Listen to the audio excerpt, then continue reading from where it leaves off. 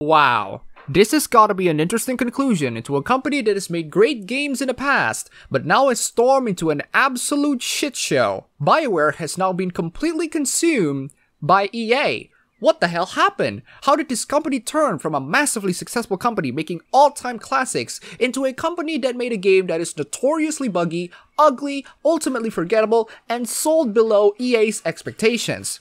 Well, today we're going to see how the saga unfold, how BioWare turned from a successful company into a company that has been eaten by its parent publisher. Let's start with that time where they released Dragon Age 2. It's been only a year after Mass Effect 2 was released, and yet they're determined in releasing Dragon Age 2. Even if you have time in developing Dragon Age 2 right after the first Dragon Age, that's like 2 years in making a sequel to one of the best RPGs of all time. In comparison, Mass Effect 1 began its development in 2004, aka 3 years in development, and Dragon Age Origins began its development in 2002, aka 7 years in development. To its credit, Dragon Age 2 isn't really a terrible game per se. It's just a game with things that are noticeably half-assed in a lot of departments, like the writing wasn't as good, and the story was just not as inventive or engaging as the first one. It's a lesson that BioWare should be given more and more time to develop their games, at least more than 2 years, or else their games would be very poorly received. However, even if we did give BioWare years of development, that doesn't necessarily mean that their games are gonna be good. So I think all of this can be directed to BioWare just being suck in general. Anyway, BioWare's first problem is when they were associated with EA,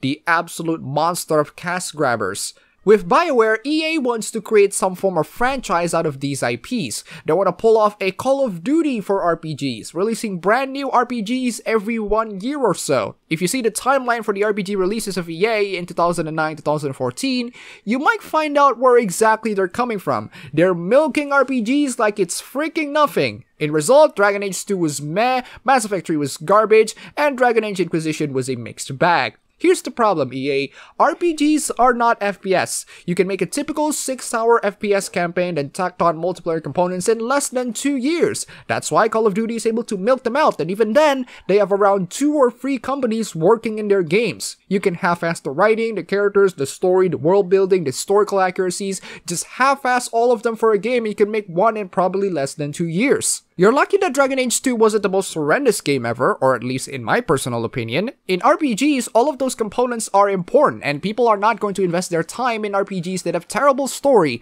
world building, characters, mechanics, etc. And noticing the huge work stress that BioWare has to get through, it of course causes a lot of employees to leave the company, and I can't blame them. They're forced to milk out franchises in years. I wouldn't be surprised if they're stressed out. Some developers even leave because lots of players complain about the incredibly low quality game that was Mass Effect 3 and they couldn't handle the pressure. And to add fuel to the fire, the tons and tons of articles defending how low quality Mass Effect 3's endings are, closing the entire forums. At least Inquisition was okay?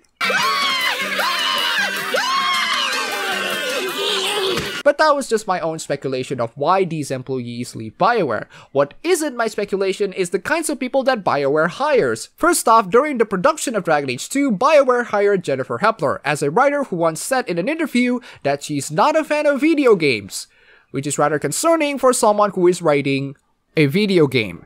Next one, they hired this person. That's deplorable and should not be allowed anywhere. Like, they should be banned.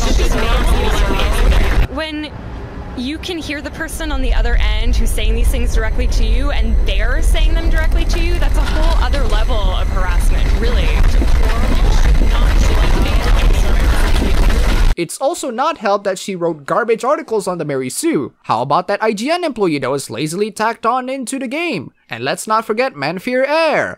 Oh good lord, YongYea, the notorious racist. But that doesn't really matter anyway. Let's just check out their final product and see whether or not it's— They got balls to try it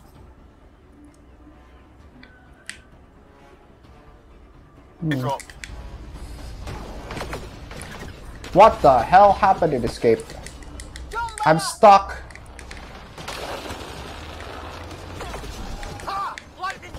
I am so stuck. I am so stuck in this game. Kill me. Harry, you guys okay? Not dead yet. I am so stuck in this game. Since when do rocks float? Just go with it.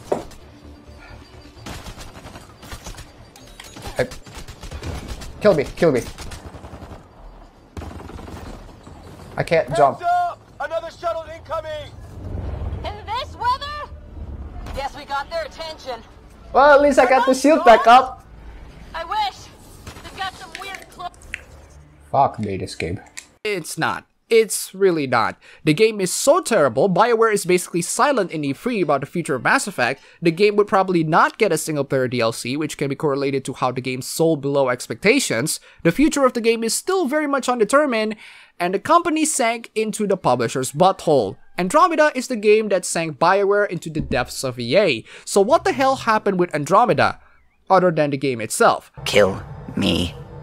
Well, let's get into the development scene for a little bit. There's an article in One Angry Gamer basically summarizing how the entire thing unfolds. BioWare game devs blame everything else for the game's failures.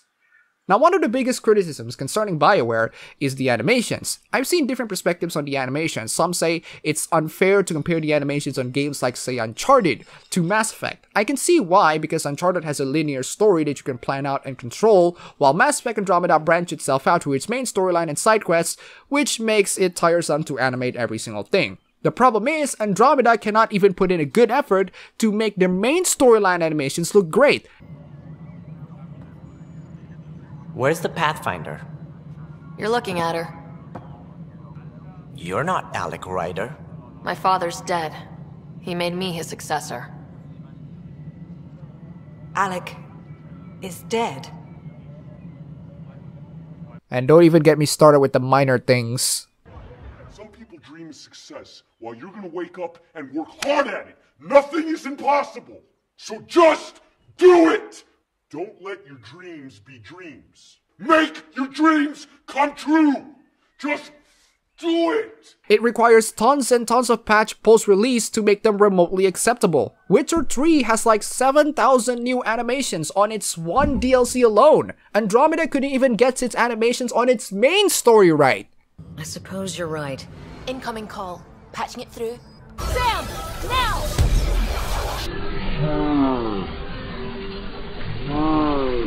Yes, I get it. Mass Effect Andromeda has to use generic phonemes like ahs and oohs and ums and match them with the sound. It has to use automatically generated facial animations, etc. The problem is, these generic phonemes are worse than my own facial animations. Alright, what happened?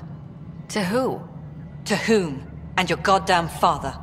Sorry, my face is tired from dealing with everything. So it seems like the excuse for the terrible facial animations is, oh, Andromedas just have a different workflow. A different workflow does not excuse terrible animations. If you don't even attempt to make the generic animations look remotely tolerable, then it's just the mark of a terrible company who doesn't know how to handle its jobs properly. And yes, BioWare is a company that really does not know how to handle its jobs properly. The studio starts off incredibly ambitious, aiming to make games that are the equivalent of Star Citizen, with procedurally generated levels, etc.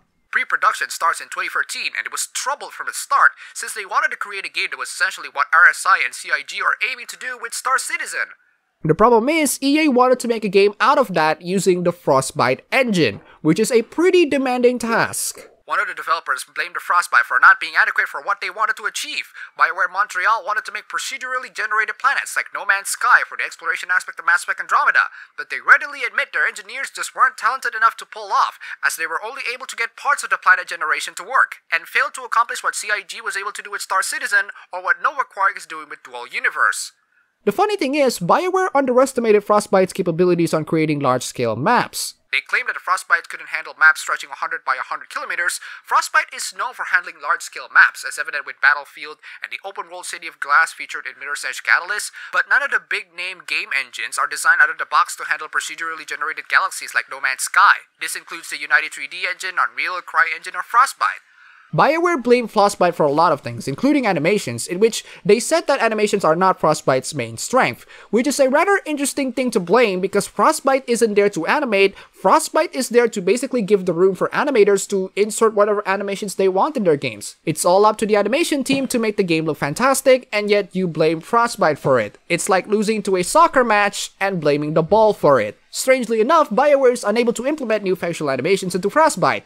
even though they already did that with Dragon Age Inquisition. I'm not really sure what's the problem there. Even if it's entirely new animations that are difficult to implement using Frostbite, BioWare basically outsourced a lot in animations without knowing how to implement them in the game. They aren't really good at planning ahead, let's just say. You use motion capture for in-game stuff, but the actual work of bringing that animation into an engine so it responds to your controls, that's not something you can motion capture. It takes people and it takes time. They had very few people. They're actually quite talented people, but if they have ridiculous schedules, then it just makes me sad to see the end result.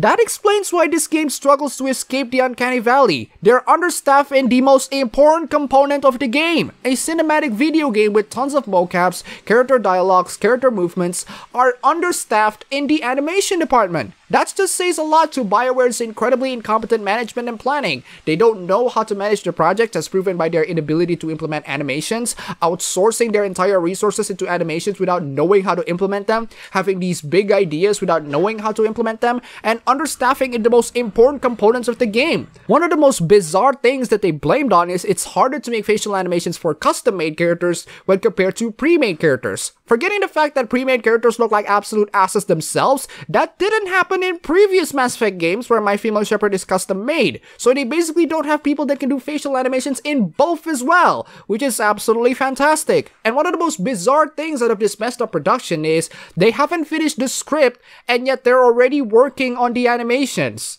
But with the writing and design team still working until very late in the process, that foundation shifts so much that it makes it very difficult to rely on outsourcing. Dude, at least have the story finished before you even work in the visuals. I do that to every video, why didn't you? If you guys want a full explanation of how it went, YongYea made a video covering up in its entirety, go check him out. Mass Effect Andromeda's failures lie on the fact that BioWEAr is an incredibly incompetent, unskilled company that knows nothing about how to manage projects properly, and having way too much of an ambition with no clear plans in how to accomplish them, and all of that resulted in a travesty known as Mass Effect Andromeda, a travesty that is capable of destroying an entire freaking company. So there you go, ladies and gentlemen. You want to know how BioWare got eaten up by EA? Blame it on Mass Effect Andromeda and how it just failed in such a colossal fashion. Let this be a cautionary tale for all game developers that can unfortunately be doomed to repeat it, because some of these game devs are just really stupid. Before we end this video, huge thanks to Justin Fuentes and DJ Waters for the donations. You guys are fantastic. And before I forget to mention, shout out to Visualine for the fan art. It looks pretty damn gorgeous. That's all for the video today. If you like this, you can go ahead, click the like button, and subscribe for more. If you wish, you can support me on Patreon or PayPal. And thanks for watching.